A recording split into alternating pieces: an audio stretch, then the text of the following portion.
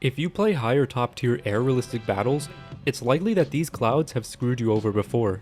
It messes with IR tracking, removes scouting, hides enemies' usernames, and obscures the ground.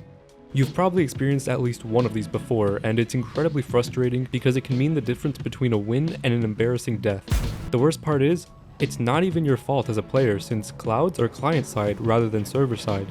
So what's the deal with the weather in War Thunder? Are the developers working to fix it? What are the most common weather conditions to encounter, and does it depend on the map? In this video, I'll be answering these questions as well as showing you the data I collected from nearly 600 matches. I'll also go over a couple never before seen conversations with a Gaijin employee and discuss their significance.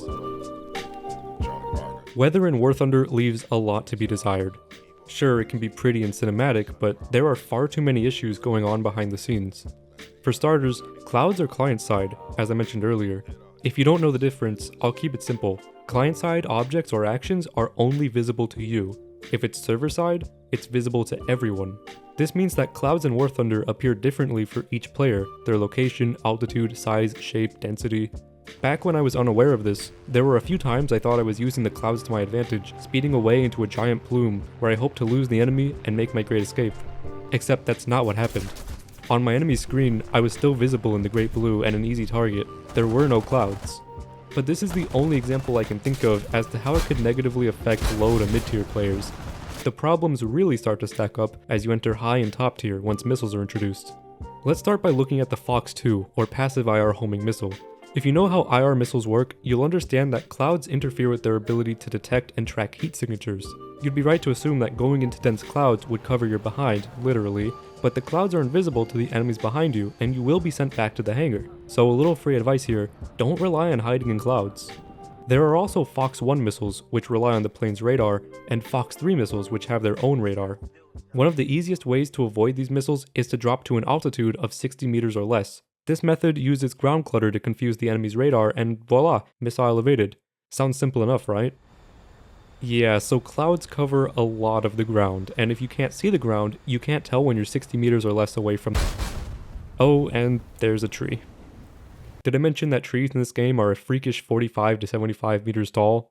And no, they don't even contribute to the ground clutter, they're just non-existent to radar. So really, there's only around 15 meters of space for you to magically find in a super dense cloud, where 1 meter too low will cause you to crash into the treetops, and 1 meter too high will result in death by annoying F-15E player.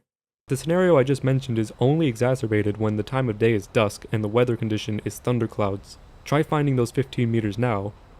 Thankfully, it's super rare to get a match that's dusk and thunderclouds. In fact, it's the least likely combination, tied with 6 others. Each of these combinations occur only 1.04% of the time. Before I show you the data, I want to briefly go over the possible times and weather conditions. For time of day, let's go in chronological order. There's dawn, which is when the sky starts to brighten, morning, noon, day, evening, and dusk, which is when it starts to get dark. For possible weather conditions, let's go in order of which has more abundant and denser clouds. There's hazy, thin clouds, partly cloudy, cloudy, and thunderclouds. From my games, here's the number of times each weather condition occurred. Pretty equal odds of encountering each one. Now let's look at the times of day. Well, that's not very equal. It seems that 55.3% of the matches take place during the day. Behind that is noon, with 17.2% of matches. Together, these two times make up 72.5% of the matches. The remaining times of day are somewhat equal, with each one occurring roughly 6.8% of the time. As for how often each combination of weather and time occurred throughout the 575 matches, I won't go over every combination because there are 30. So here's this graph for your viewing pleasure. Since we already know that day is the most common time for matches, it shouldn't be surprising that each of its possible weather conditions are also the most common. By the way, it would be wrong if I didn't give a shout out to everyone who helped with this video. So if you're one of these amazing people, just know that I couldn't do it without you. And to the viewers, if you're watching this and want to help document War Thunder, be sure to join our Discord server and keep a lookout for these opportunities. Now, you might be remembering that I posed a question at the beginning of the video. Is the weather dependent on the map? The answer is probably? In the spreadsheet, I tracked each time and weather combo as they appeared on each map. At top tier ARB, there are 14 maps that players can fight over. Unfortunately, during the process of collecting data, I was unaware that the map Sinai had been either removed from rotation or a bug was causing it to not show up. By the time you're watching this, it'll probably be back. But I don't need to redo all 600 matches to tell you from memory that Sinai usually has very few clouds and it's almost always day or noon. Anyways, let's quickly go over the graphs for the other maps, starting with Afghanistan. You can see that the majority of matches take place during day, with about 50% less at noon. There were a couple matches scattered around the rest of the times, but evening and dusk had the least amount of games. Let me draw a line real quick. I want you to keep the shape of this line in your head. You'll see that most maps follow this pattern, but there are a few outliers. Oh, that's weird. Pyrenees matches occur in the day with partly cloudy, thin clouds, and thunderclouds.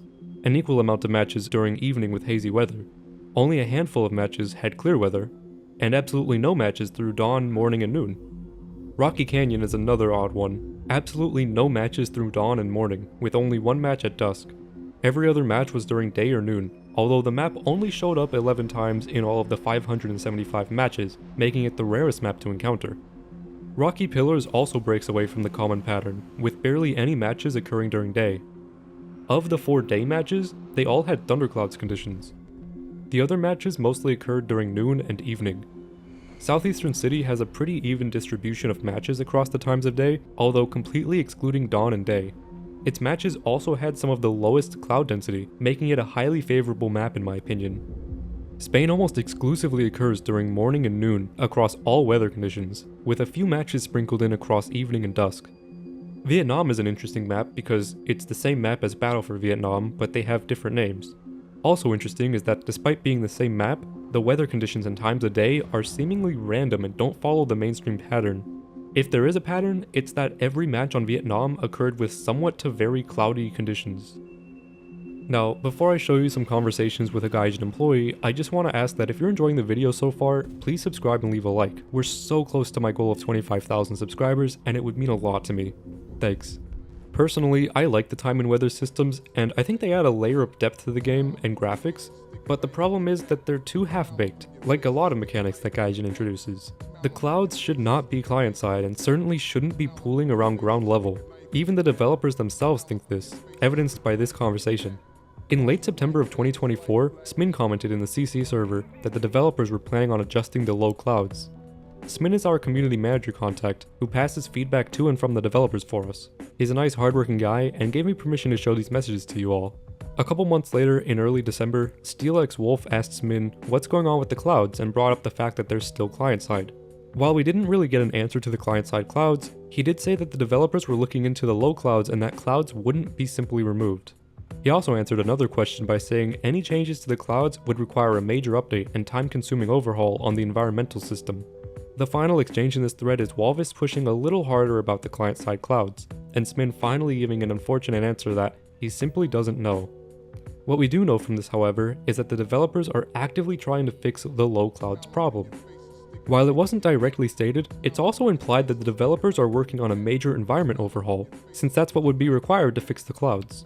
But I wouldn't hold my breath, given that it's been a problem for years and we're still waiting on a solution.